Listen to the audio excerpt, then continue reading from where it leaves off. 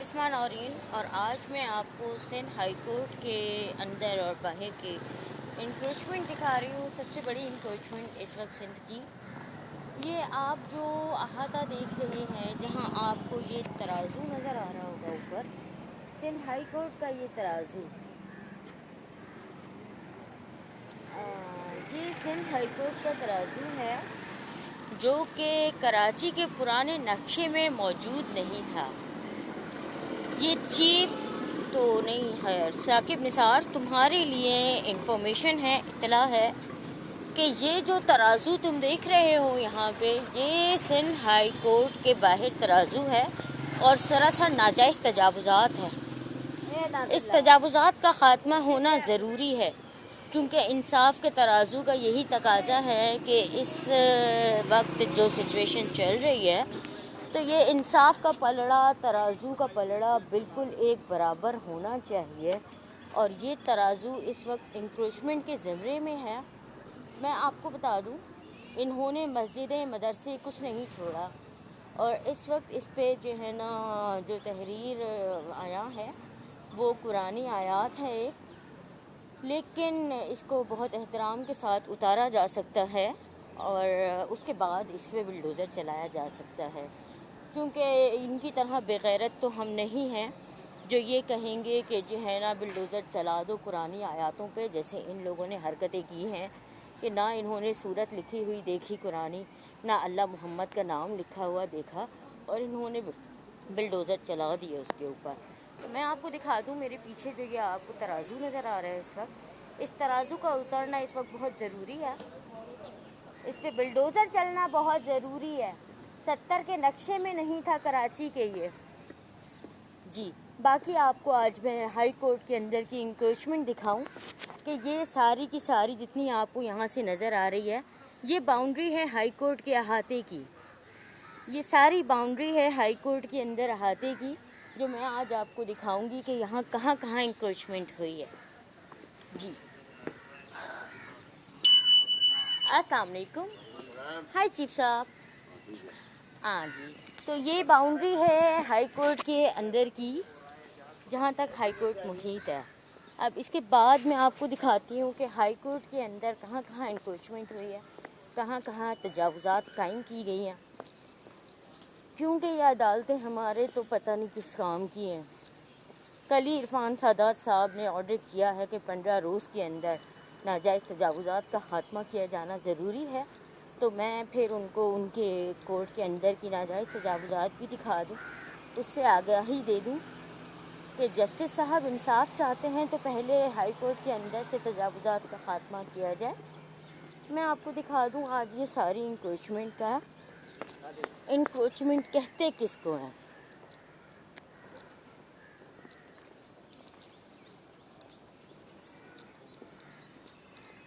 जी, मैं अभी थोड़ा सा और आगे लेके जाऊंगी आपको। इस वक्त ये सारी इंक्रोचमेंट हो रही है अंदर।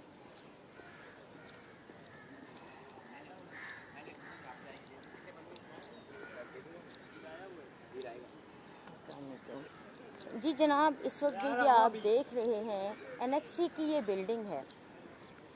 जी, एनेक्सी की ये बिल्डिंग है जो आपको इस वक्त मेरे पीछे नज़र आ रही है। ये एनेक्सी की बिल्डिंग है जो कि 70 के पुराने कराची के नक्शे में मौजूद नहीं थी।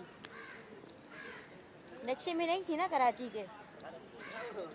जी, तो ये मैं आज आपको बिल्डिंग दिखा दूँ कि ये बिल्डिंग ना तो पुराने कराची के नक्शे में मौजूद थी और बिल्कुल तजावुज़ात के ज़मरे में आती है, और ये 3rd फ्लोर तक, 2nd फ्लोर तक टाइम, और इसका जो इनॉग्रेशन सेरेमनी हुई है high court of Sindh Karachi की 2 दिसंबर सन 1992 को की गई है।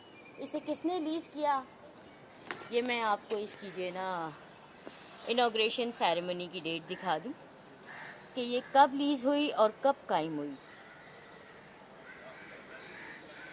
ये इनॉग्रेशन सेरेमनी हुई थी high court of Sindh Karachi में न्यू एनेक्सी बिल्डिंग की, परफॉर्म नंबर 2 2 दिसंबर 1992, 6 जमादियो सानी और 1413 हिजरी, बाय मियाँ मोहम्मद नवाज़ शरीफ। ओहो, ये तो नवाज़ शरीफ के हाथों की जो है ना एनेक्सी बिल्डिंग है, इसको तो सबसे पहले मस्मार होना चाहिए।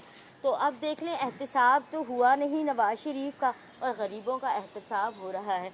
ये मेरे पीछे आपको नज़र आ रहा होगा कि इस एनेक्सी बिल्डिंग का अख्तिताम मियाँ मोहम्मद नवाज़ शरीफ ने किया था और ये तजावुज़ात के ज़मरे में आती है ये बिल्डिंग पूरी, क्योंकि 1992 में इसकी तामीर हुई है और ये बिल्कुल भी 73 के या 71 के या जो भी कराची का नक्शा है उसमें सिरे से मौजूद नहीं थी, ना इसका वजूद था।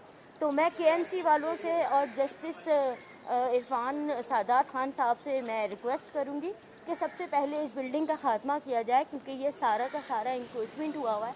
अब मैं आपको ये बिल्डिंग दिखा दूँ जो नई तामीर हुई है, ये मेरे पीछे आपको नज़र आ रही है।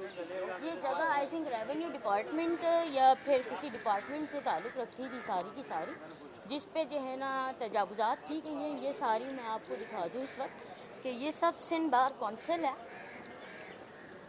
ये सारा इस वक्त जितनी भी बिल्डिंग आपको मेरे पीछे नज़र आ रही है, जितना बड़ा एरिया आपको ये नज़र आ रहा है, ये सारा का सारा तजावुज़ात के ज़मरे में आता है। सारी इंक्रोचमेंट हुई हुई है ये, जो कराची के नक्शे में मौजूद नहीं थी। 6 मंजिला बिल्डिंग पास हुई हुई है, जो नक्शा किसने पास कराया, कैसे पास हुआ, इसके बारे में कोई कुछ नहीं कह सकता। ये सारी तजावुज़ात है। मैं आपको दिखा दूँ, ना तो ये जगह बार कौंसिल की है, ना ये जगह अदालत की है। ये सारी इंक्रोचमेंट हुई हुई है। इस वक्त मैं आपको दिखा दूँ, सारी की सारी तजावुज़ात हैं।